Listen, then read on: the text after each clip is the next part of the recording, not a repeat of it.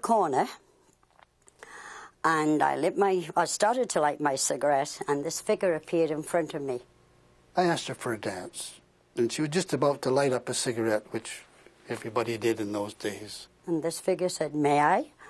I thought he was going to light my cigarette for me. And she says, well, I was just going to have a cigarette. So I said, well, if you don't want to, you don't have to dance with me, you know. So I put the match out, and I was kind of annoyed. Oh, no, she said, we'll dance, we'll dance. So I thought, well, I didn't want to stand here for another 20 minutes or so, so I started to dance with him, and from then on, that was it. New Year's Eve, 1943. After 4 years overseas, they knew a major invasion of occupied Europe was sure to come. But when was just a series of rumors. In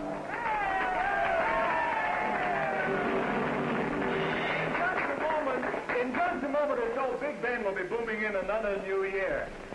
Tonight I know we're all thinking of our families and friends and sweethearts back home.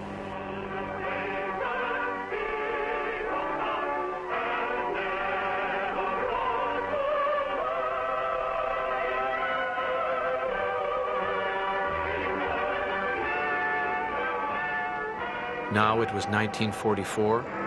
Things were about to change. The turning point came in late spring. Suddenly, there were repeated Air Force attacks on German trains and truck convoys across mainland Europe.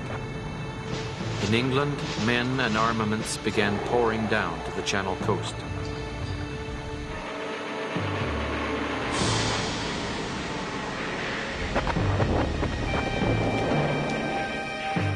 It was the build-up to what Churchill was to call the most difficult and complicated operation that had ever taken place.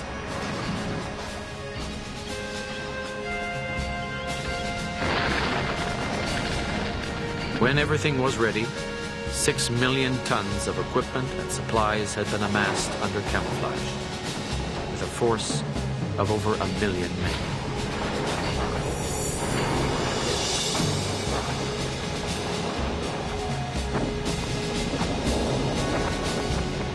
We went into a containment area a week prior, but we went into a totally secure compound with very high security. You weren't allowed to phone out or write out or anything else. And we had briefings every day. And every day there were sand table lectures. The knowledge bought with blood at Dieppe was applied with meticulous planning for the largest invasion in history. It was something we'd been expecting for the last couple of weeks because the wing had been, we were sort of quarantined. We couldn't leave base, really. The day before, we'd had a big assembly of pilots, and Eisenhower had come along and met us all and went around, shook all our hands and everything else, and gave us a little pep talk. Eisenhower had set himself the almost impossible task to speak to every unit that would take part in the invasion. He spent the final evening talking to the paratroopers, listening to their stories and jokes. The military strategists predicted that over 70% of them would be killed. We were taken by trucks from our containment area, and we went to the airfield. So it was a tense situation. Everyone's nerves are at a pitch. The adrenaline is flowing pretty high. A battalion of Canadians were among the Allied paratroopers gathered on England's shores. Their objectives were a series of vital riverbanks and bridges on the eastern flank of the invasion area. Along with every man in this whole operation, they were hoping to take the enemy by surprise. They told us before that probably there wouldn't be much trouble crossing the channel in terms of anti-aircraft fire. But I can remember when just before we were getting ready to drop, standing up, and the plane was just shaking with explosions outside. I was in with 20 others. I happened to be number 19 in the plane, and one of the other medical people was number 20. And finally, they yelled to get ready and go. And as they were leaving, one after another, then it came to me, and they stopped it. The plane came around again, and the two of us jumped.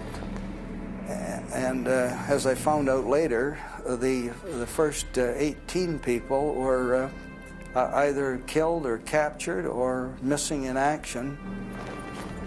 They went in low and jumped at about 300 feet. There were the predicted losses. But they would gain their objectives, including the bridges. Some they would blow up, others hold at all costs, until relieved by the invaders from the beach. While the paratroopers landed, Allied aircraft continued to strafe and bomb strategic areas behind the 5-mile beachhead. A few miles out in the channel, over 5,000 ships and landing craft had been moving through the pre-dawn darkness. Unbelievably, they hadn't been seen. When it began to get light, you could hear the aircraft passing over. And then as the dawn gradually came up, you could just begin to see some of the other light-colored landing craft. Included in the Armada were 126 ships and craft of the Royal Canadian Navy, crewed by 10,000 sailors. For the soldiers in the landing craft, the years of waiting had shrunk to just a few tense minutes. Well, the feeling was, I think, my case, the feeling was more during the approach to the beach than actually being on the beach.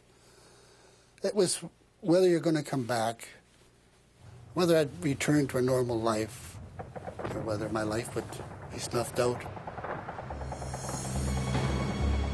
Cameras caught some of the faces. History recorded the numbers and the names. But those who headed in through enemy fire that day were accompanied by the memories of unseen companions, comrades fallen in earlier battles, families and friends back home. They knew there were just minutes to get out of the landing craft, wade through the shallows, get up the beach, avoid the mines, take out the enemy machine guns, the pillboxes, or face disaster. They dropped the ramp of the landing craft. We were in water up to our waists. We got to the beach, and our fellow comrades some were falling, some of our landing craft were hit. And it was quite a chore to even talk about it when your fellow comrades were, and you couldn't stop for them. The order was to go ahead. Don't stop. Just keep going till you get onto the beach. To me, when I reflect on it, it would be almost organized chaos, because there were many boats, many vehicles, and many people congregated on the beach. I guess the impression as I was running in on the beach was more, was I going to be able to do my job properly? And that's about all that was on my mind, really. 3 squadrons took off from Tangmere, but by the time we got heading over Cherbourg, these boats were going across the channel. If I'd been a large man, like a semi-giant, I could have walked across the channel on these boats. It was the most amazing sight I've ever seen in my life. The documentary footage has become an unforgettable part of history. Bill Grant was one of the Canadian cameramen who filmed this record of the Normandy landing on Juno Beach. You know, you really didn't know where to turn. You had a camera, you had so much going on, you were just trying to figure out what's the best shot and how can I get it without something undue occurring. I shot some, of course, vehicles moving.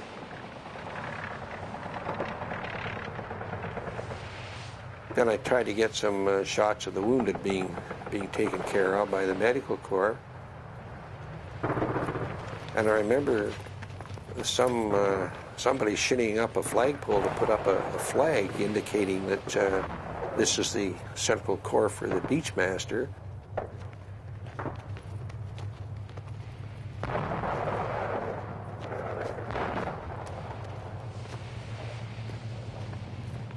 So I can remember the station in the town of Bernières-sur-Mer. I remember this gentleman, after our boys had rounded up a number of German prisoners, he picked up this German helmet off the station platform and spat on it with all his vigor, slammed it down on the deck.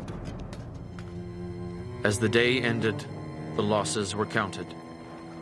Canada suffered 1,074 casualties, including 359 dead.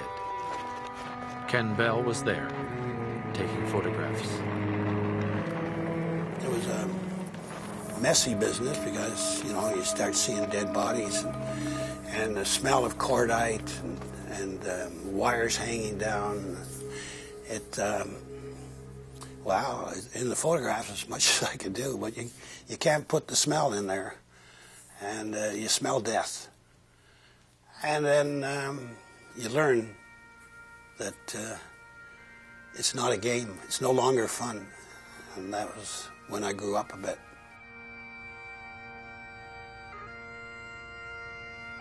The Canadians penetrated the mainland further than any Allied army that day.